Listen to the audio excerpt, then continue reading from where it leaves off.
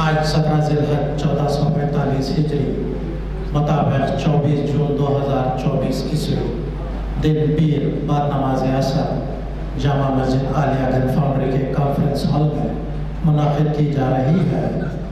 شریعت information service کی 942ویں نشست، عنوان ہے قربانی و شہادت۔ مخاطب کریں گے علی جناب محترم ڈاکٹر محمد متین الدین قادری صاحب۔ میں ادباً گزارش کرتا ہوں علی جناب ڈاکٹر محمد متین الدین قادری صاحب سے وہ شہ نشین پر آئیں اور ہمیں مخاطب کریں۔ محررین کو مومنٹ کا مثال پوشی کی گئی تھی۔ اس روز جو ہے وہ ورکنگ ڈے ہونے سے بہت سارے لوگ ایبسنٹ رہے، جس میں ہمارے ڈاکٹر متین الدین قادری صاحب بھی مصروف تھے، نہیں آ سکے، تو ان کی شاد پوشی اور مومنٹوں میں پیش کرنے کی سعادت حاصل کر رہا ہوں۔ ہاں،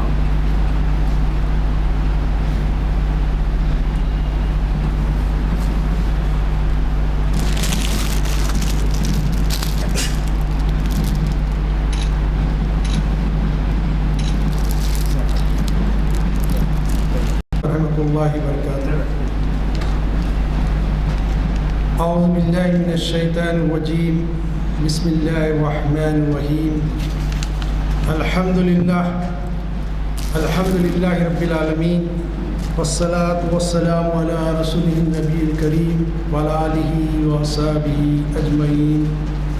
قال اللہ تعالیٰ فی القرآن المجید فی سورۃ الکوثر، اعوذ باللہ من الشیطان الرجیم، فصل لربک وانحر، وکما قال ان اللہ وملائکته یصلون علی النبی یا ایھا الذین آمنوا صلوا علیہ وسلموا تسلیما۔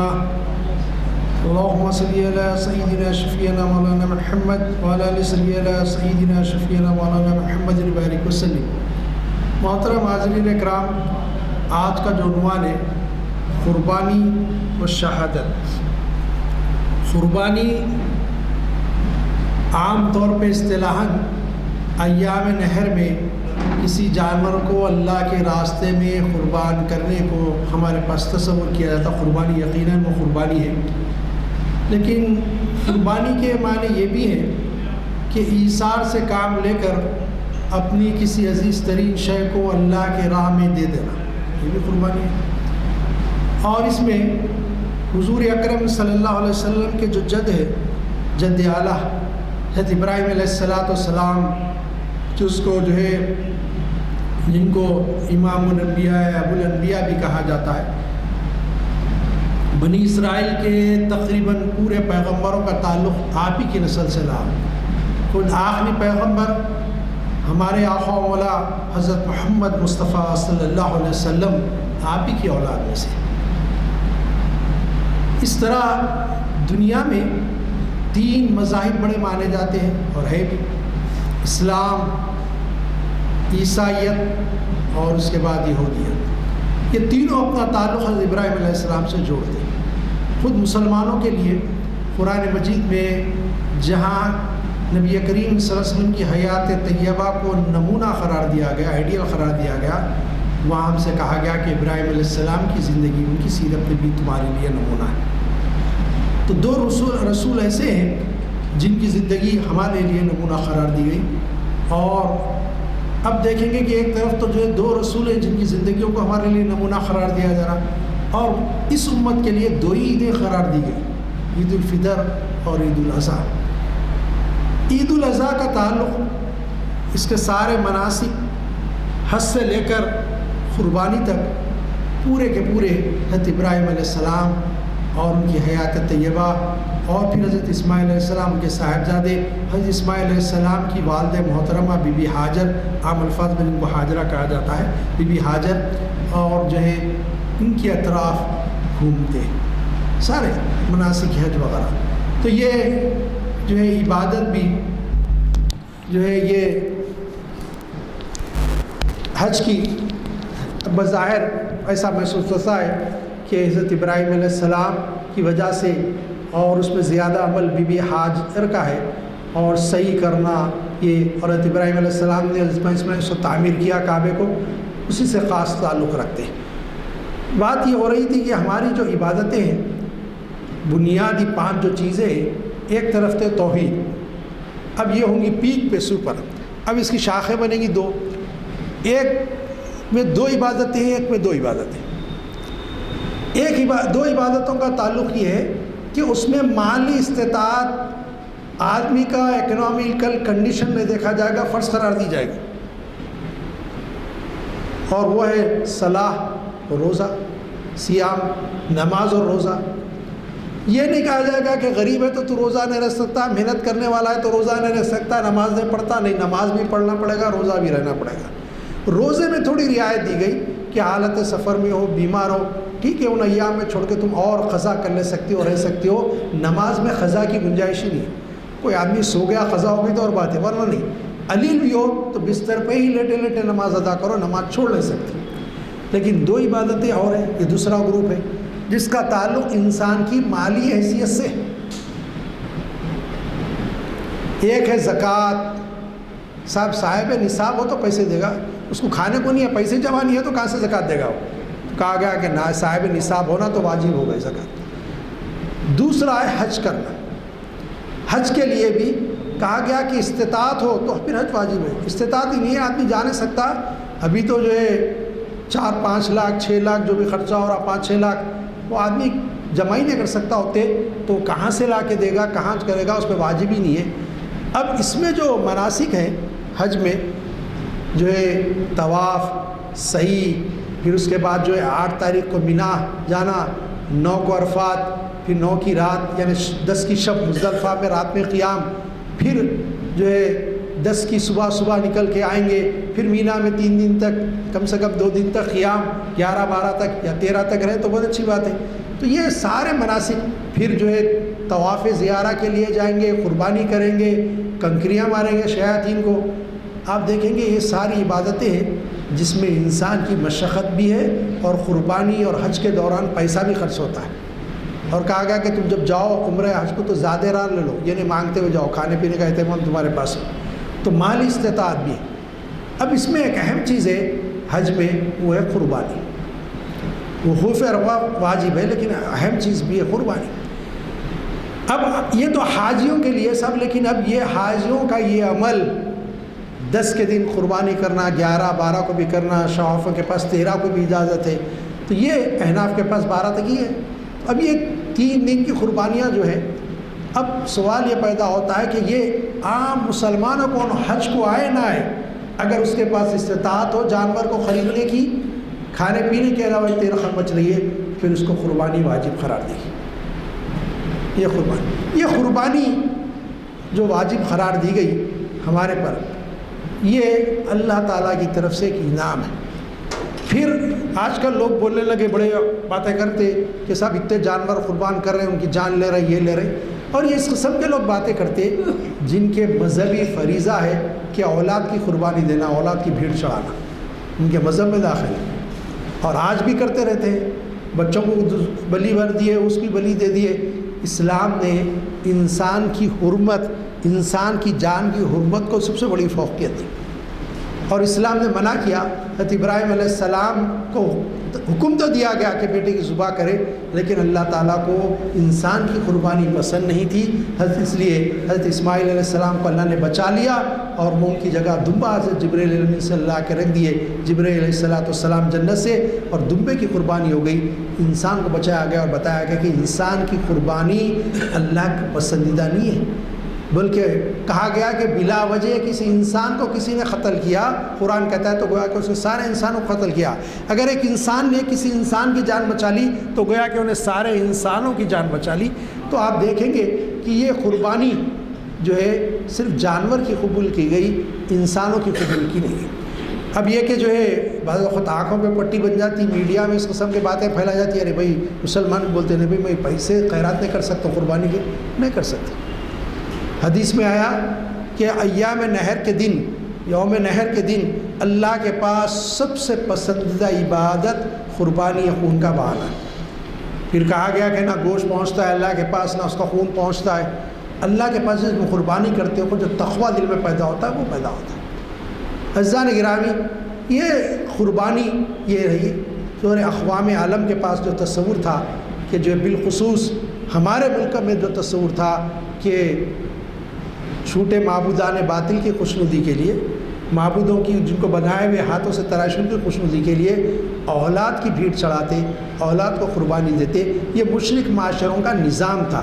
عربوں میں بھی بعض قبائل میں رواج تھا، تو اس کو ناپسند قرار دیا گیا اور مناسب نہیں سمجھا گیا۔ لیکن یہ قربانی کا جو عمل ہے، حضرت ابراہیم علیہ السلام کی ساری زندگی، ساری حیات کا اگر ہم جائزہ لیں تو اللہ کے راہ میں ہر وقت قربانی پیش کرنے کے لیے، قربانی دینے کے لیے تیار تھے، اور اس کی انتہا یہاں پہنچی کہ اللہ نے خواب میں حکم دیا بیٹے کو ذبح کرو، تو پھر بیٹے کو اللہ کے راستے میں پچھاڑ دیے، اس کو ذبح کرنے کے لیے چلے گئے۔ یہ تھا ان کی زندگی پوری۔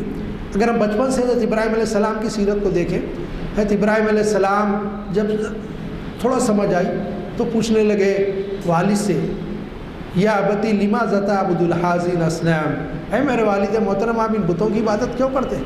یہ کچھ کھاتے پیتے نہیں، آپ جب ان سے مانگتے ہیں کچھ دیتے نہیں، آپ کی بات کو سنتے نہیں، اور یہ حرکت بھی نہیں کر سکتے، چل بھی نہیں سکتے، ان کو خدا کیوں مانگتے ہیں آپ؟ اور ان کے سامنے جو کچھ آفر کرتے ہیں اس کو کھاتے بھی نہیں۔ تو ان کے والد سمجھ گئے کہ اس کا کوئی جواب نہیں دے سکتے، تو کہا کہ اگر اب آئندہ میرے معبودوں کے خلاف بولے گا تو تیری خبر خیر لوں گا، ماروں گا۔ تو قوم کو سمجھائے، قوم بھی جاہل کی جاہل سمجھنے کے لیے تیار ہے۔ شیطان نے ان کے دلوں میں اس عمل کو، غیر اللہ کی عبادت، بتوں کی پرستش کو دل میں ایسے رچ بسا دیا تھا کہ وہ ماننے کے لیے، سننے کے لیے تیار رہے تھے۔ پھر وہ واقعہ آتا ہے، بتوں کو توڑ دیا، پھر ان سے سوال جواب ہوئے، پھر انہوں نے بادشاہ سے شکایت کی، اور بادشاہ نے ابراہیم علیہ السلام کو بلایا، سوال جواب ہوا، اور جو سوالات میں ڈٹ کے آپ نے جوابات دیے۔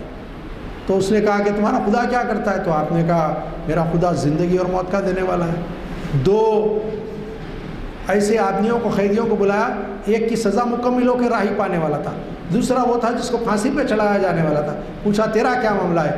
تو بولے اے بادشاہ وقت، اے میرے خدا، میں اب جو ہے آزاد ہونے والا ہوں، بیوی بچوں میں جانے والا ہوں، تلوار لیا گردن اڑا دیا۔ دوسرے کو پوچھا تیرا کیا معاملہ ہے؟ تو بولے پھانسی پہ چڑھنے والا، جا تیرے کو آزاد کر دیا۔ تو بولا دیکھو، مرنے والا تھا، زندہ رہنے والا تھا، اس کو مار دیا، مرنے والا تھا، اس کو زندگی دے دیا، میں خدا نہیں ہوں؟ حضرت ابراہیم علیہ السلام سمجھ گئے یہ نمبر 1 کا بیوقوف ہے، سیدھا سننے والا نہیں ہے۔ تو آپ بولے میرا رب وہ ہے جو سورج کو مشرق سے نکالتا، فاتو بھی سورت من المغربی، تو اگر تو سمجھتا ہے تو خدا ہے تو کہ لے کے آ سورج کو مغرب سے، دیکھیں گے اگر تو خدا ہے۔ لاجواب ہو گیا، لیکن لوگوں سے کہا کہ اس کی بات مت سنو۔ پھر منصوبہ بنایا گیا آگ میں جالنے کا۔ یہ ہے سب سے بڑی قربانی کہ خود اپنے انسان جلنے کے لیے جایا جا رہا ہے، نہ شکوہ ہے، نہ زبان پہ گلا ہے، کوئی بات ہی نہیں ہے۔ جبریل امین روایتوں میں آتا ہے کہ آگے کہیں کہ ابراہیم اگر آپ کہیں تو ایک پر ایسا مارو کہ پوری آگ بجھ جائے۔ تو کہا اللہ کا حکم ہے؟ تو کہا نہیں۔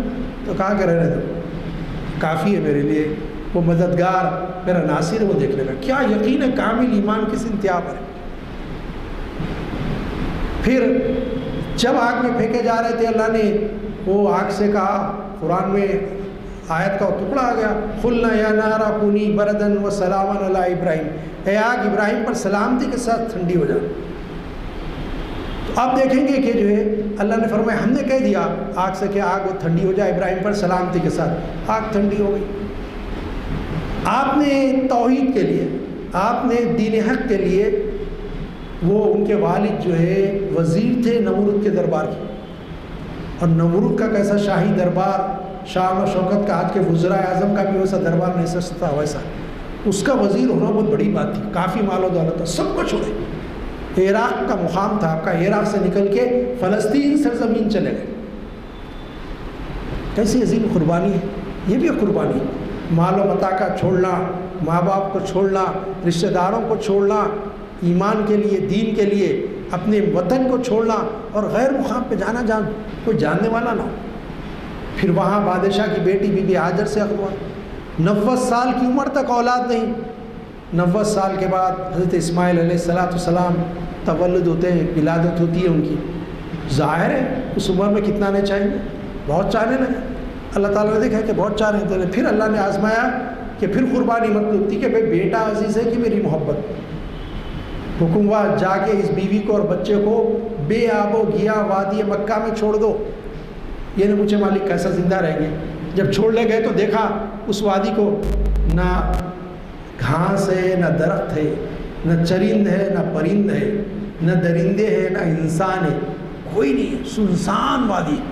بھائی کچھ پانی ہوگا، کچھ گھاس پھوس ہوگی تو کوئی آئیں گا، نہیں تو کون آئیں گا. نہ دانہ ہے کھانے کے لیے جانوروں کے لیے، نہ پانی ہے پینے کے لیے. اب یہ بھی نہیں پوچھا مالک کہ کیسا جئیں گے. واپس جانے لگے تو بی بی حاجر نے پوچھا الہ یا سیدی، میرے سردار مجھے چھوڑ کے کہاں جا رہے ہیں؟ تو آپ نے کچھ جواب نہیں دیا. 2 مرتبہ پوچھا جواب نہیں دیا، تیسری مرتبہ پھر پوچھا جواب نہیں دیا. تو آپ نے کہا کہ اللہ کا حکم ہے کیا؟ تو معلوم تھا تو اللہ کے نبی رسول اللہ کے حکم کے خلاف کچھ نہیں کر سکتے. تو خالی اتنا ہی فرمایا نام کے معنی ہاں، یس. کیا ایمان تھا اس خاتون کا. ان کی بھی کتنی بڑی قربانی ہے کہ یہ نہیں سوچا میرے بیٹے کا کیا ہوگا. یہ سے نکل کے جاؤں گی، پہاڑوں میں گھری ہوئی وادی ہے یہ، اور کھانے کے لیے کھانا نہیں، پینے کے لیے پانی نہیں، کیسے جاؤں گی. تو کہا اللہ ہم کو ضائع نہیں کرے گا.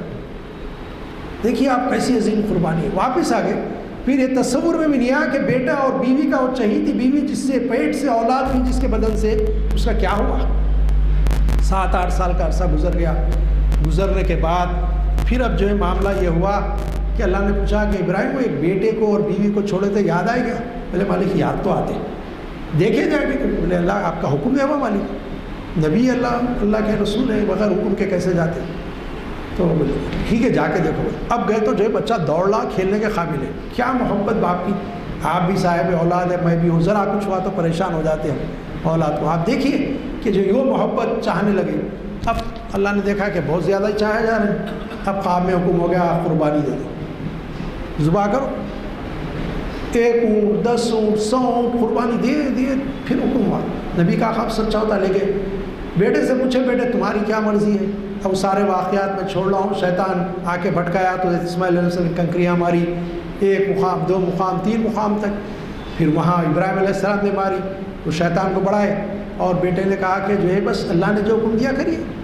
آپ مجھے صابر اور شاکر بندوں میں پائیں گے، کریے. آپ ذبح کرنے کے لیے لٹا دیے.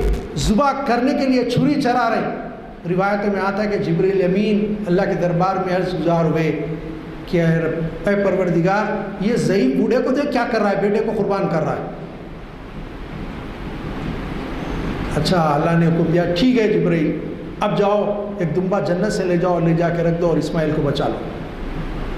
حضرت جبریل علیہ السلام فرماتے 3 اوقات ایسے ہیں کہ میں آسمان سے دنیا زمین پر اتنی تیزی سے آیا کہ میں بتا نہیں سکتا. اس میں سے ایک یہ وقت تھا. اب جبریل علیہ السلام تو یہ سوچ رہے ہوں گے کہ دیر کرا تو ذبح کر دیں گے. وہ اللہ نے حکم دے دیا چھری کو چلنا ہی نہیں گردن پہ، کاٹنا ہی نہیں اسماعیل کو. اب وہ کیا کاٹے گی. اب یہ سمجھ رہے ہیں چھری منڈے تیز کر رہے ہیں پلٹا کے کاٹ رہی نہیں انہیں. اس نے میں آ گیا دمبا. اسماعیل علیہ السلام کو اٹھا لیا گیا اور جو ہے وہاں دمبا رکھ دیا گیا. پلٹ کے بیٹے کی محبت ایسی تھی کہ نہیں دیکھے دمبا بکرا کاٹ رہے ہیں اور جو ہے ذبح کر دیے. ہاتھوں میں خون لگا تو سمجھے بیٹے کو کاٹ دیا. سجدے میں گر گئے کہ مالک آپ کے حکم کی تعمیل کر دیا. جبریل امین نے کہا کہ اللہ فرماتا ہے خواب کو سچ کیا، سر اٹھاؤ سجدے سے اور آنکھوں کی پٹی کھول کے دیکھو کیا کیے. دیکھے تو کیا ہے بیٹا صحیح سالم کھڑا ہے اور ایک دمبا ذبح ہو گیا.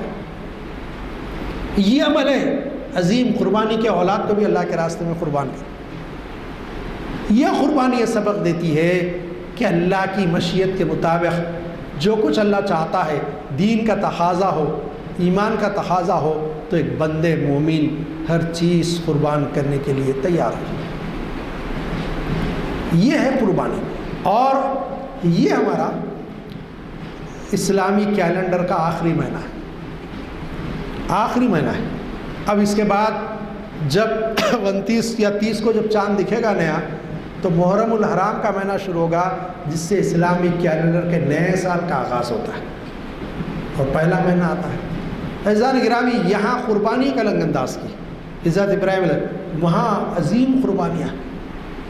29 کے دن ہی صبح حضرت عمر رضی اللہ تعالیٰ جو دوسرے خلیفہ ہیں جن کا مقام اور مرتبہ اتنا بلند ہے کہ حضور نے فرمایا میرے بعد لا نبی بعدی، میرے بعد کوئی نبی نہیں. اگر نبی ہوتے تو عمر نبی ہوتے. اتنا عظیم مقام. ان کو مارا گیا، زخمی کیا گیا۔ ابو لولو فیروز ایرانی جو غلام تھا، ایرانی نژاد، اس نے مارا۔ 2 دن تک بقد حیات تیرے 1 محرم نیا سال شروع اور آپ کی شہادت ہوتی ہے، پہلا آغاز شہادت۔ پھر اب آئیے واقعہ کربلا کی طرف۔ عظیم قربانی ہے، اگر چاہتے تو بچ سکتے تھے اس قربانی سے، بول دیتے ٹھیک ہے بھائی جا تیرے ہاتھ میں بیعت کر لیا، میں میرے کو کسی سے لڑائی جھگڑا نہیں ہوگا۔ آپ نے کہا کہ نہیں، نظام خلافت خطرے میں، یہ برداشت نہیں ہوگا مجھے کہ نظام خلافت کے بجائے اسلامی جو نظام ہے خلافت کا، اس کے بجائے سیاسی طور پر ایسا بادشاہ آ جائے جو اسلامی نظام کو بدل کے رکھتے۔ مجھے قبول نہیں ہے، میں قبول نہیں کروں۔ تو کہا اگر قبول نہیں کرتے تو پھر لڑو ہم سے۔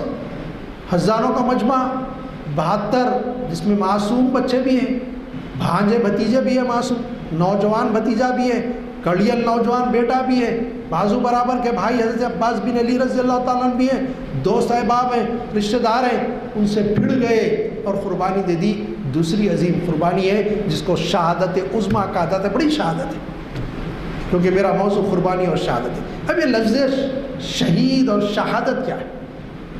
قرآن مجید میں اللہ نے فرمایا اعوذ باللہ من الشیطان الرجیم بسم اللہ الرحمن الرحیم وَكَذَّلِكَ جَعَلْنَاكُمْ أُمَّةً وَسَطًا لِتَكُونُوا شُهَدَاءَ عَلَى النَّاسِ وَيَكُونَ الرَّسُولُ عَلَيْكُمْ شَهِيدًا۔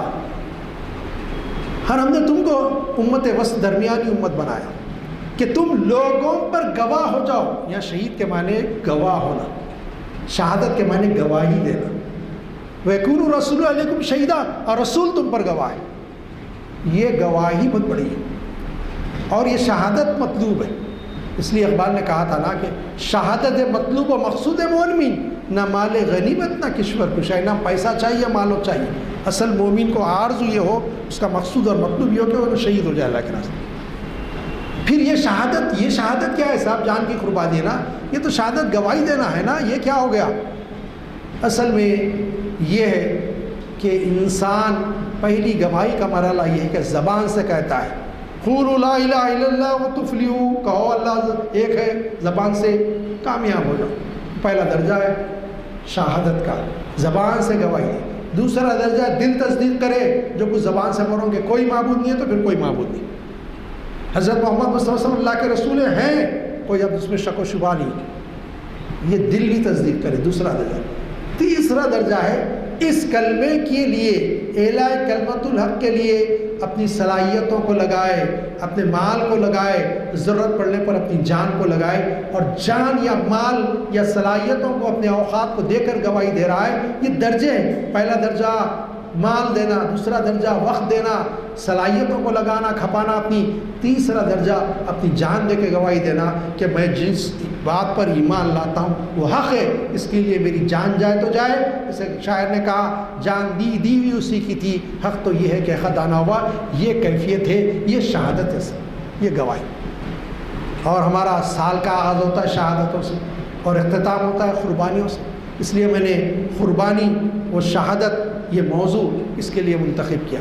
عزیزان گرامی، بسا اوقات ہماری دنیا کی محبت اور اس کی زندگی ہمارے اوپر اتنی حاوی ہو جاتی ہے کہ ہم یہ سمجھتے ہیں کہ جو کچھ ہے یہی زندگی ہے اور اس کے بعد کوئی زندگی نہیں۔ کوئی نقصان ہوتا ہے، تکلیف آتی ہے تو پریشان ہو جاتے ہیں، اور بسا اوقات ایسے الفاظ کہنے لگ جاتے ہیں جیسے فلسطین کے اوپر اس وقت بہت عظیم قربانیاں اہل فلسطین دے رہے ہیں، معصوم بچے ہیں کہ شہید ہو رہے ہیں، دیکھا نہیں جاتا، وہ سین دیکھ نہیں سکتے، لیکن ان کے ایمان کو کہیے کہ 2-2 3-3 چھوٹے چھوٹے معصوم بچے پڑھ رکھے ہوئے، وہ اس وقت بھی اس خاتون کی زبان پہ حسبنا اللہ و نعم الوکیل و نعم المولا نعم النصیر۔ کیا ایمان ہے یہ؟ اصل میں آزمائش میں کھڑے ہونا ہے، ثابت قدم رہنا ایمان، پھر کامیابی۔ سب دنیا میں کیا ہوتا ہے؟ نہیں، دنیا میں بھی کامیاب ہوں گے، بالفرض دنیا میں کامیابی نہ ملی تو ہمیشہ ہمیشہ کی زندگی آخرت پہ اس میں کامیابی ملے گی۔ یہ اصل میں فلسفے قربانی و شہادت یہ ہے۔ قربانی یہی ہے کہ قربان کرتے وقت یہ تصور پیدا ہو کہ میں جانور قربان کروں، ضرورت آئے گی تو اللہ کے دین کے لیے، اس کلمے کے لیے میں مال جان سب قربان کرنے تیار ہوں، یہ جذبہ پیدا ہو۔ کہا گیا کہ قربانی سے اللہ کچھ نہیں ملتا، جو چیز ملنے والی ہے تمہارے دل میں جو کیفیت پیدا ہوتی ہے، جو تقوی، خوف اور نیکی کا جذبہ پیدا ہوتا ہے، وہی اللہ کے پاس شمار ہوتا ہے، کاؤنٹ کیا جاتا ہے۔ یہ تصور ہے جو ہے قربانی کا اور شہادت کا، یہ ہے کہ بندہ اللہ کے راستے میں آخری درجہ یہ پہلے زبان سے گواہی دے، حالات کتنے مخالف ہے، کہنے لا الہ الا اللہ محمد رسول اللہ صلی اللہ علیہ وسلم، پھر ضرورت پڑے تو اس کے تحفظ کے لیے مال اور جان بھی کھپائے اور صلاحیتوں کو لگائے، جان بھی کھپتی ہو تو جان سے دینے سے پیچھے نہ ہٹے، اولاد کی قربانی دینی پڑتی ہے اولاد کو بھی قربان کر دے، یہ اصل میں شہادت ہے۔ اور ہم دیکھتے ہیں کہ جو نبی کریم صلی اللہ علیہ وسلم کی حیات میں شہادتیں موجود ہیں، آپ کے شہید صحابہ، آپ کے چچا شہید حضرت حمزہ غزوہ احد میں شہید ہوئے، مصعب بن عمیر رضی اللہ عنہ غزوہ احد میں شریک ہوئے، کئی اکابر صحابہ حضور کے حیات میں جنگوں میں غزوات میں شہید ہو گئے جو آپ کے بہت چہیتے تھے۔ پھر حضور کے دنیا سے پردہ فرمانے کے بعد ہم دیکھتے ہیں کہ تین خلفاء کی شہادت ہے، حضرت عمر بن خطاب رضی اللہ تعالیٰ، حضرت عثمان بن عفان رضی اللہ تعالیٰ شہید ہے، حضرت علی بن ابی طالب رضی اللہ تعالیٰ عنہ کرم اللہ وجہ، یہ قربانیاں بڑی۔ پھر آپ کے نواسوں کی قربانی، احادیث میں آتا ہے کہ امام حسین کی شہادت کے بارے میں حضور کو بتا دیا گیا تھا، کئی روایتیں ایسی موجود ہیں، اور حضور علیہ السلام امام حسن کے ہونٹوں کو بوسہ لیتے تھے اور امام حسین کے گلے کے حلق کو بوسہ لیتے تھے۔ امام حسین نے جا کے اپنی والدہ سے پوچھا کہ امی ذرا میرے منہ میں سے کچھ بو آتی ہے کہ نانا حضرت جو ہے میرے حلق کا بوسہ لیتے ہیں اور بھائی کے ہونٹوں کا بوسہ لیتے ہیں۔ بی بی فاطمہ آ گئی، بولی ابا جان یہ کیا معاملہ ہے؟ تو حضور نے فرمایا فاطمہ یہ شہید ہونے والا ہے، اس کو کاٹا جائے گا تو میں اس جگہ کا بوسہ لیتا ہوں تاکہ اس کو تکلیف کم ہو جائے۔ دیکھیے آپ، یہ حضور کا معلوم تھا، تو کیا اب تو اتنے چہیتے نواز ہیں جن کو موڑوں پہ سوار کر لیتے تھے، نماز میں آ کے سوار ہو جاتے تو نہیں اتارتے تھے، نماز طویل کر دیتے تھے، سجدہ طویل کر دیتے تھے، ان کے لیے ایسے چہیتے نوازوں کے لیے اللہ سے بول کے بچا نہیں سکتے تھے۔ یہ دنیا فانی ہے۔ سورہ رحمان میں اللہ نے فرمایا کل من علیہا فان ویبقی وجہ ربک ذی الجلال والاکرام، ساری چیزیں فنا ہونے والی ہیں، اللہ کی ذات، اس کا چہرہ وہی باقی رہنے والا ہے۔ اصل زندگی ایک وہ ہے جو مرنے کے بعد، قیامت کے بعد جو زندگی شروع ہوگی، آخرت کی جو زندگی بولتے ہیں وہ زندگی ہے۔ ایک مومن کی زندگی میں ایک کیفیت پیدا ہو جائے کہ سب چیزیں اس کے راستے میں قربان کرنے کے لیے تیار ہوں، اور قربانیاں دے کر میں جو صدقرو ہو جاؤں، کامیاب ہو جاؤں، جان بھی دینا پڑے تو دے۔ یہ مہینے، 2 مہینے، یہ مہینہ ذی الحجہ کا اور محرم کا مہینہ، سال کا آخری مہینہ اور پہلا مہینہ ہم کو اس بات کی تلقین کرتا ہے کہ دیکھو تم اصل میں ایک ایسی امت ہو جو اللہ کی پسندیدہ امت ہو، جس کا مقصد دنیا میں کماؤ، کمانے سے روکا نہیں گیا، کھاؤ، کھانے سے روکا نہیں گیا، کلو وشربو ہنیا، کھاؤ پیو، اللہ کا شکر ادا کرو، کماؤ بھی، لیکن ایسا نہ ہو کہ تم حرام کی کمائی کماؤ، ایسا نہ ہو کہ کمانے میں لگ کے دین کے تقاضوں کو بھول جاؤ، ایسا نہ ہو اسی زندگی کو کل سمجھ جاؤ، آخرت کا تصور تمہارے ذہنوں سے نکل جائے۔ آج ایک بہت بڑا معاشرہ ہے، بظاہر تو کلمہ کو نظر آئیں گے لیکن آپ کی اپنی زندگی میں دیکھیں دین کہیں نہیں، آخرت کا تصور نہیں، بس کما کما زندگی پورا، بس کیسا آتا ہے، کہاں سے آتا ہے فکر نہیں، بس پیسہ چاہیے، آرام چاہیے، سمجھتے دنیا میں جتنا آرام کر لو آرام کر لو۔ بہت سارے لوگ ایسے ہیں جو اسلام کی حقانیت کے قائل ہیں، اسلام کے دین کی چیزوں کو پسند کرتے ہیں، اسلام دین اسلام کو بھی پسند کرتے ہیں، لیکن صاحب اس کو امپلیمنٹ کیوں کرنا نہیں چاہتے؟ غیر مسلم بھی اس کو پسند، مخالفت اس لیے کرتے ہیں کہ ان کے آرام میں، ان کے عائشائش میں، ان کے برے کاموں میں اسلام رکاوٹ ڈالتا ہے۔ اس پہ آئے گا تو عمل کرنا پڑے گا۔ کوئی فجر کا وقت ہے، میں ایک چھوٹی سی مثال دیتا ہوں، ٹھنڈی ہوا آ رہی تھی، آج ایسی ہوا آ رہی تھی، فین کی ضرورت نہیں، صبح میں زبردست ہوا تھی فجر میں، بس وضو کرنے گئے تو بھی نیند آ رہی، میرے خود نیند محسوس ہو رہی وضو کرتے وقت۔ ارے میں نے یہ لاہور والا یہ کیا بات ہے، رات میں اصل میں ایک میٹنگ تھی، بہت دیر سے آیا تھا، سوئے تک 1 بج گیا، اب نیند تو ظاہر ہے 2-4 گھنٹے کی نیند ہی چھوئی، 5 بجے سے 4:30 بجے چڑھ گئے تو نیند آئے گی، اور ٹھنڈی ہوا رہی، اب نیند کا تقاضا ہے سو جائے۔ سب مسلمان ہیں، میں بھی اٹھ گیا، آپ بھی اٹھ گئے ماشاءاللہ، لیکن وہ ہوں گے اب جن کے پاس دین کا وہ کانسیپٹ نہیں ہے تو لیں گے کہ بھائی یہ کیا ہے، بھائی اسلام میں آ کے کیا ہوگا، دو بس سوتے رہتے، ان کو کوئی پوچھنے والا نہیں، میں بھی سو جاؤں، عیش و عشرت میں پڑے ہوئے دنیا کی، حرامی کاما کر رہے ہیں، سب یہ تو میں دنیا لوٹ رہا ہوں، یہ دیکھو بیکار کیا ہے، بولے لکیر کا فقیر بنا ہوا، کچھ کرتا نہ کراتا، یہ ان کا تصور ہے آپ کے بارے میں، کیونکہ ان کے پاس آخرت کا کانسیپٹ ہی نہیں ہے۔ آخرت کا کانسیپٹ ہوگا تو فلسفے قربانی بھی سمجھ میں آئے گا اور فلسفے شہادت بھی سمجھ میں آئے گا۔ لوگوں کے پاس نہیں ہے.